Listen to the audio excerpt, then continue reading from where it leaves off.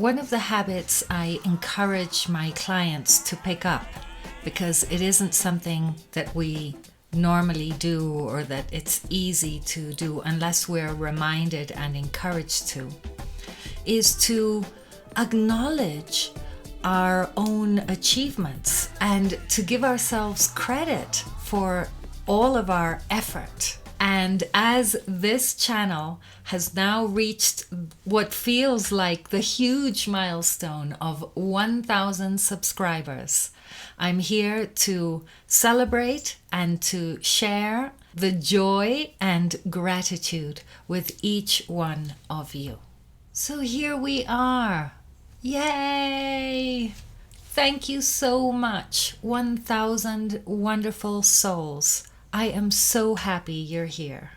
You've probably heard this saying, but might not know that it is attributed to the Chinese philosopher Lao Tzu, who was a contemporary, but probably a little bit more senior than Confucius, whom we normally attribute all Chinese sayings to. But this one is attributed to Lao Tzu, the founder of the Tao Te Ching, or the Way. And the saying is that each journey of 1,000 miles begins with a single step. And so I'd like to share just a few of the steps that I've taken to reach this amazing milestone of 1,000 subscribers, because you might also be able to implement these steps, what I've done and what I've avoided, to make progress with your English and move towards confidence and fluency. So the first step I'd recommend, if your objective is to be more confident and fluent in English, is to stop focusing on confidence and fluency. Huh? That's right. Focusing on becoming more confident and fluent in English is a little bit as if I had focused on getting more subscribers here on YouTube, and that is not what I did. I mean, it might sound like a contradiction that I'm celebrating 1,000 subscribers, but I'll explain that in a moment.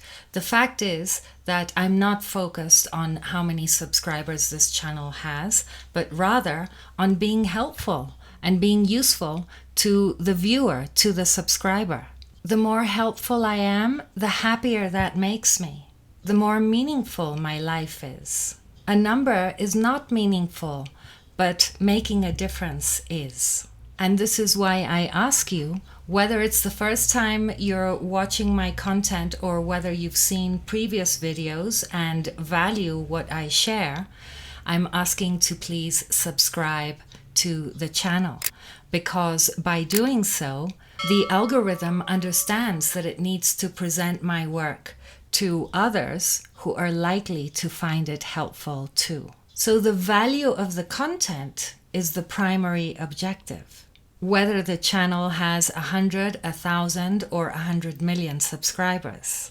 And the same is true for your English. Don't make the main focus of your attention be to be confident and fluent, but to be able to express yourself easily and naturally and authentically whenever you interact in English. When you focus on this primary objective, which is to communicate your idea, you don't need to have perfect English.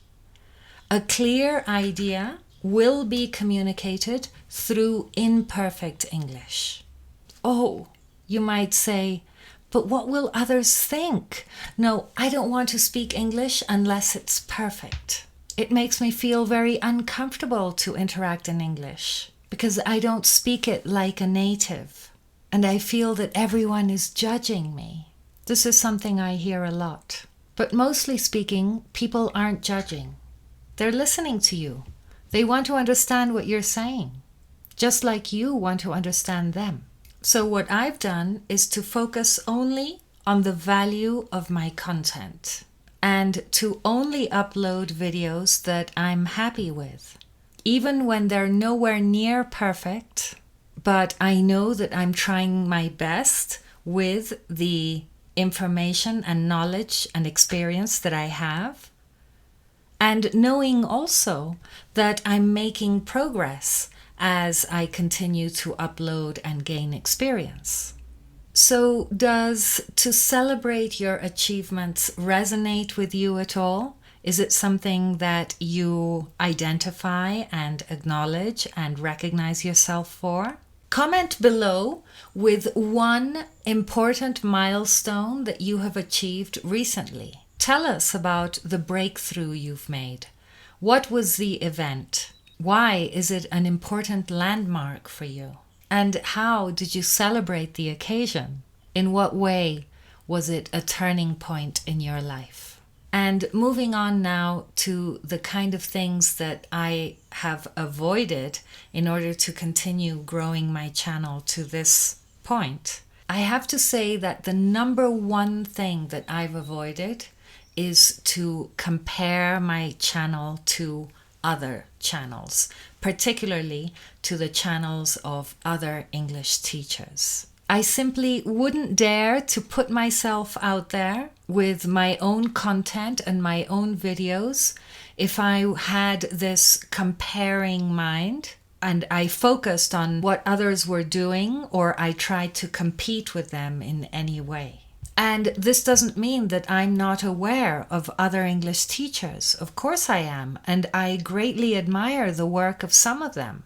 I've watched many English teachers on YouTube and even recommend them to my clients and students because they really do an excellent job of explaining how language works in a different way from the one I use. And I've also learned a lot from my teaching peers. And that's as far as I'll go, because I know that each one of us is different. We all have our own teaching style and approach to language. And it's a wonderful thing that there are so many of us, because that means that there are so many of you who are looking to become better users of the English language. So it's great news. I love it that there are teachers who are based in English-speaking countries, so YouTube teachers who live in the UK or the US, Australia, yes, and there are English teachers who are not based in English-speaking countries, teachers who are based in Japan, in Poland, in Spain, and in my case, in Mexico. There are teachers who focus on teaching through story, through TV series, through books, through films. Some of the teachers are women, some of the teachers are men. Some teach alone, some teach together. Some are very young, some are older. Every single teacher is different. My own approach is to incorporate mindfulness practices into the learning process simply because mindfulness practices have been so incredibly transformative in my own life. They have helped me move from being very tense, stressed, depressed, and lost to being very clear about what I want to do and very joyful and, quite spacious internally to be able to move forward in my teaching practice, create my own program, and interact with others from a place of authenticity, a place that is very, very natural. And so all of these qualities, all of these benefits that I have obtained from becoming a mindfulness practitioner are incorporated into my program, helping people become more confident and fluent in English through understanding and with a kind and patient, open attitude. Mindfulness practices are helpful in every single way, and I'll be speaking particularly about them in an upcoming video. So again, make sure you subscribe to the channel and invite the bell to be notified when I upload it. So again, a short little video to say thank you so much to my subscribers. I'm really grateful and I appreciate you so much. And if you'd like to learn more about how to make progress with English, then make sure that you check the links in the description box below about my program. Download my free guide, which also has audio, and it's full of tips, suggestions, and ideas that you can implement straight away to start making progress towards confidence and fluency. And that's it from me for today. Thank you so much again, and I'll see you in the next one. Take care. Bye for now.